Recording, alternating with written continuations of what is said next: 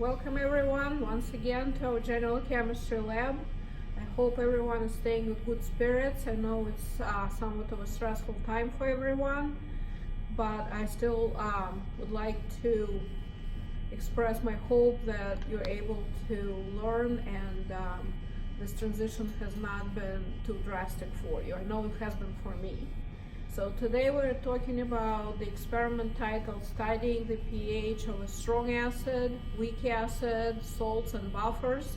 It's quite a big undertaking to talk about very different solutions, all kinds of acid-base chemistry that's taking place in them.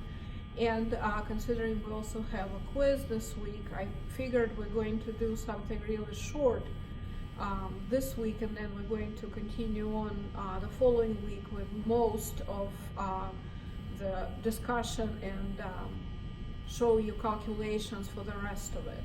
So today the focus is on two things. First of all, what is pH? How is pH measured? What those numbers mean? How do pH numbers correspond to concentration of hydronium ion, whether solution is acidic or basic? And then also looking at two acids, acetic acid and hydrochloric acid, of equal concentrations but different strengths. How do we distinguish between strength and concentration? And how do we measure and calculate pH for such solutions? So first of all, what is pH? pH, of course, as you probably know from lecture, is calculated as negative log of hydronium ion concentration. We talked about hydronium ion briefly in Chem 1240. I mentioned to you then that when any acid dissolves in water, it reacts with water and produces hydronium ion. So pH scale. You do have a very good description of pH scale in your lab manual. On page 137. Mine is not as detailed as the one in your lab manual, but still it's designed to show you that pH scale starts at 0, lowest possible, 14 is the highest possible, 7 is in the middle, so anything below 7 here is considered acidic. In acidic medium concentration of hydronium ion is high. Usually if we're talking about, say, pH of 6 to pH of 0, concentration of hydronium ion would be somewhere between 10 to negative 6 and 10 to 0, which is 1 moles per liter of hydronium ion. So this is considered high concentration of hydronium ion, and that would be acidic. pH of 7, of course, is considered neutral. That's what we usually think of as pure water would have pH of 7. That means that concentration of hydronium ion is 1 times 10 to the negative 7th.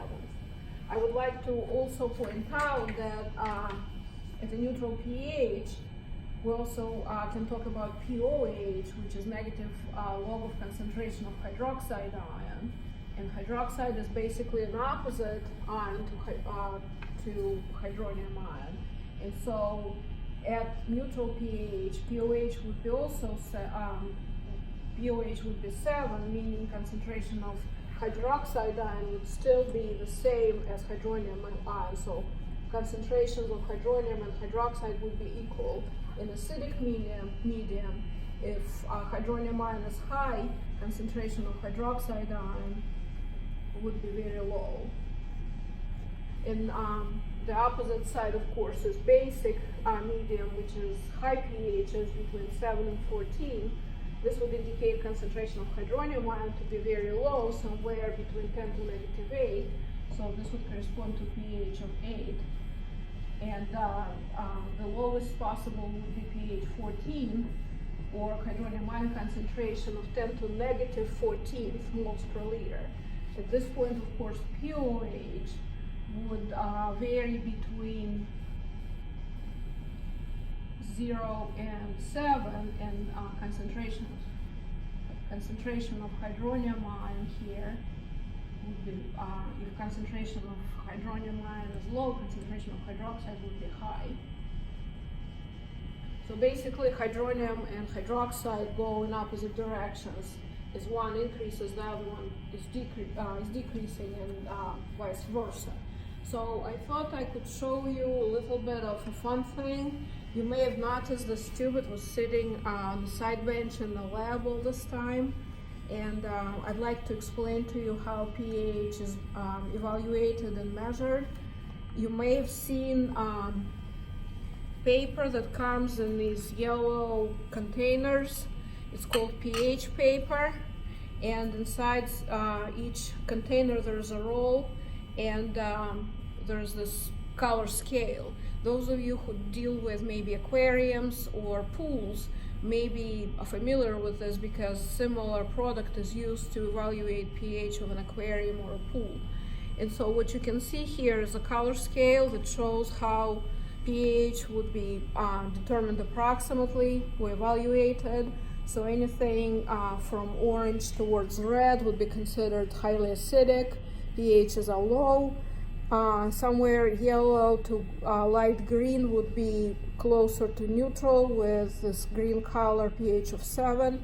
So typically deionized water would be expected to be right around there. By the way, tap water is usually slightly basic because it contains basic salts such as salts of magnesium and calcium. So pH of tap water is usually between 7 and 8. And then from 8 on down to 13, you can see the color gets sort of from darker green to very dark blue. So using paper like this, you could take a piece of that paper, dip it in a solution whose pH you want to know, and it will tell you approximately. This is not an accurate way of measuring pH. And so what I have here in this tube is a solution of a so-called universal indicator in water. Universal indicator is a mixture of several acid-base indicators, and actually to make this type of paper, something very similar in composition to this universal indicator is used. So you can cover the entire pH range as far as color changes. And so what I did is I added a couple of drops of universal indicator to water in this tube, and then I went ahead and I added some base, and you can see majority of the tube is now sort of purple color, suggesting basic pH. What I'm trying to accomplish here, to kind of have a little bit of fun and to show you something that I hope you will like, is to get a rainbow inside this tube by adding base on one end and acid on the other. So I'm going to take, I have some 3 molar hydrochloric acid here, and I'm going to add several drops of hydrochloric acid to this end, and hopefully we can then observe. You can see the purple color sort of going away, and what I'm hoping for is where the acid is mixing with the base and you have sort of a very slow mixing. That's why I put the tube almost horizontally to allow for mixing to occur slowly. So what I'm hoping we will see is some sort of rainbow, its resemblance. You can kind of see the solution here staying sort of pinkish red, and maybe, just maybe, you can see a little bit of yellow and orange right here before it turns to purple. We will let it sit a little bit, and then we'll come back and take a look in the next video to see if we were able to get our rainbow to show up. This is all for now.